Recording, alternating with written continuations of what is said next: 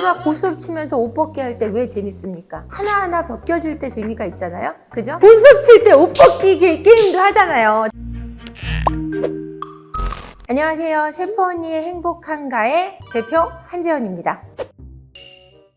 리스여서 찾아오는 것보다 리스여서 문제가 발생해서 찾아오시거나 문제가 발생해서 리스로 발전해서 오시거나, 가장 오래 안 하신 분은 12년이요. 결혼 생활 15년 중에 12년간 부부관계를 안 하시다 오신 분이 있어요. 그래서 남편분이 바람이 나서 바람 문제를 딱 인식하신 다음에 내가 너무 남편한테 소홀했구나, 이런 경우는 찾아오셔서 바람이 폈는데 어떻게 하면 좋겠느냐라고 저한테 해결책을 물으러 오셨죠.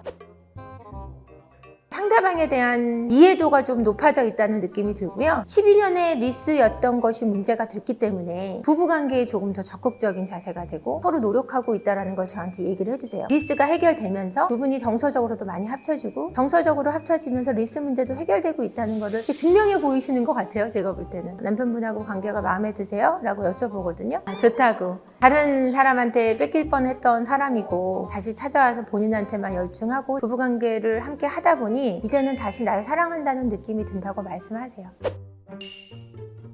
6년도 있고 8년도 있고 그렇거든요. 다 케이스 바이 케이스인데, 집안에 우환이 생겨서 부모님이 아프다거나 아이가 아프다거나 아니면 시부모님이 아프다거나 그런 어두운 일이 있는데 이런 걸 해야 돼? 이 상황에 쾌락을 추구하는 건 나쁜 거야, 이런 생각을 하시는 것 같아요. 그러다 보니까 그게 리스로 발전하고 안 하게 되다 보니까 안 해도 되는 것 같고 상황이 유지가 되면서 리스로 계속 이어진 거죠. 그러다 보면 아내나 남편분이 다른 곳에 눈을 돌리시는 거죠. 다른 사람을 만나는 것만 외도라고 생각하시는데 내 남편 외에 내 아내 외에 다른 것에 지나치게 열중하신 것은 다 외도라고 보셔도 돼요. 낚시에 미친다거나 아니면 쇼핑에 너무 미친다거나 아니면 아이한테만 너무 집중해서 남편에게 너무 소홀한 것도 일종의 남편을 향한 외도라고 보셔도 됩니다. 그게 섹스리스로 이어지는 원인이 되니까요.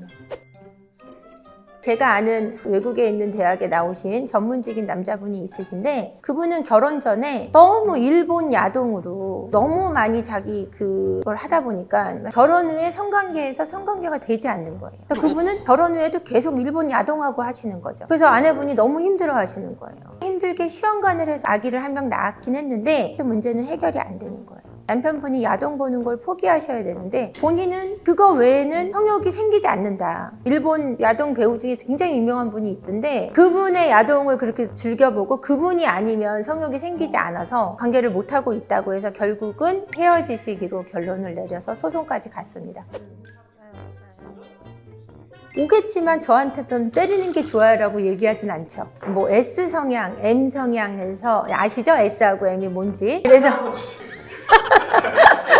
S는 때리거나 가학적인 행위를 하는 것으로 성적 흥분을 느끼는 사람, M은 맞거나 뭔가 학대받거나 이러는 거에서 성적 흥분을 느끼는 사람, 이런 성향으로 나뉘거든요. 근데 그 성향이 여러분들이 생각하실 때 굉장히 극단적으로만 생각하세요. 막 채찍질을 하거나 아니면 채찍을 막 맞거나 이런 정도로 생각하시는데 그런 게 아니라 관계 속에는 뭔가 더 내가 갑이 돼서 주인이 된 듯한 느낌으로 즐기는 사람이 있는가 하면 내가 뭔가 복종을 하면서 저 사람이 리드를 하는 것을 따라가는 M의 성향을 가진, 이런 식으로 나뉘는 거거든요. 세디스트와 메조이스트로만 딱 나누시는 게 아니라 남녀 사이에는 주인의식과 약간 복종을 하는 것을 좋아하는 그런 사람들의 성향이 있어요. 그걸 너무 극단적으로 생각하셔서 안 좋게 생각하시지만 상대방이 어떤 취향을 가졌는지 S인지 M인지 알고서 그 관계를 갖는 것은 부부 사이에서도 굉장히 재밌는 일이 되실 겁니다.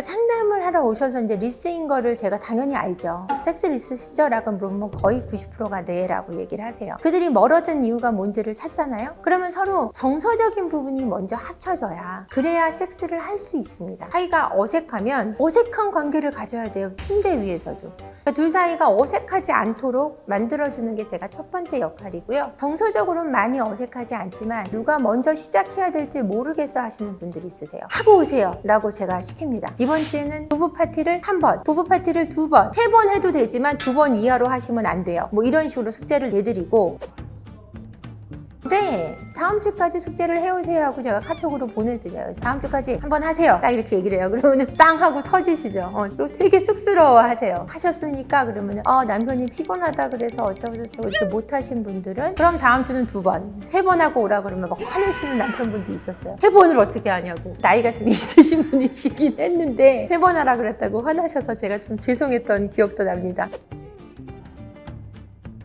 만약에 정서적으로 완전히 깨지지 않은 부부라면 부부관계 전에 게임을 하면서 놀면 훨씬 재밌겠죠? 우리가 고스톱 치면서 옷 벗기 할 때 왜 재밌습니까? 하나하나 벗겨질 때 재미가 있잖아요? 그죠? 그런 고스톱 칠 때 고스톱 칠 때 옷 벗기 게임도 하잖아요. 대학 다닐 때도 하고 뭐 완전히 벗진 않지만 남녀 사이에서 연애를 할 때 옷 벗기 게임 하자 하면서 은근히 노출을 일으키고 하는데 그거를 고스톱을 요즘에는 많이 안 치는 세대니까 뭐 게임을 가지고 하면 좋지 않을까요? 제가 보니까 지금 이 젠가에다가 붙이는 그 스티커가 있는데요. 스티커 내용이 굉장히 야해요. 같이 샤워하기, 눈 감고 백허그 한 채로 뭐 여러 가지 이제 서로 나눌 수 있는 몸의 대화가 29금, 49금으로 나눠져 있는데요. 29금이나 49금이나 비슷해요. 야하긴 비슷해요. 그래서 제가 볼 때는 연인이나 신혼부부한테 굉장히 좋을 것 같아요. 스트레스 상태에 있는 부부들은 시작하시기에 좀 쑥스러울 수 있지만 정서적으로 합치신 가운데 조금 더 재미있는 성생활을 원하신다면 제가 볼 때는 나쁘지 않아 보여요. 신혼부부들이 만약에 결혼하실 때 이거를 활용하시면 우리가 성적 취향이 맞는지 안 맞는지 알아가는데 굉장히 도움이 되지 않을까 싶거든요. 왜냐면 여러 가지 방법들이 나와 있기 때문에 이 방법들을 한 번씩 차례대로 해봐도 좋을 것 같은 그런 느낌이 듭니다. 두 분이서 사랑을 나누는 방법이 54개가 되어 있기도 하고요. 직접 써서 붙일 수 있도록 그렇게 구성이 되어 있네요. 굉장히 재밌어 보여요. 솔직할 수 있을까? 라는 걱정이 조금 되고요. 만약에 연애고사를 해본다면 서로 솔직하게 얘기할 수만 있다면 가지고 있으면 화가 났을 때라든지 왜 연인이 화가 났는지 모를 때 한번 들춰보면 내 여자친구가 내 남자친구가 이런 거 싫다고 써놨구나, 내가 그걸 기억을 못했네 하는 형식으로 서로를 지속적으로 알아가는 데 도움이 되지 않을까 하는 생각이 듭니다. 그리고 갈등을 해결하는데 많은 도움이 될 것 같아요. 일부러 상담을 오지 않더라도 이런 식으로 서로 성찰을 할 수 있다면 서로 간의 관계가 훨씬 좋아지지 않을까요? 안 하다 보니까 못하게 되는 거예요. 사람이라는 게 익숙할수록 매일 만나는 친구랑은 할 얘기가 많고 1년에 한 번 만나는 친구랑은 할 얘기가 없거든요. 그거랑 똑같아요. 안 하다 보면은 할 수 있는 방식도 자꾸 줄어들어요. 더 많은 사랑을 나눌 수 있고 길게 또 많은 방법으로 러브젠가에 써있는 52가지의 봄의 대화를 할 수 있는데 안 하다 보면은 대화를 한 가지밖에 못하는 형식으로 되는 거죠. 안 하다 보면 못하게 됩니다. 이 영상이 유익하셨다면 구독과 좋아요, 알림 설정 부탁드릴게요.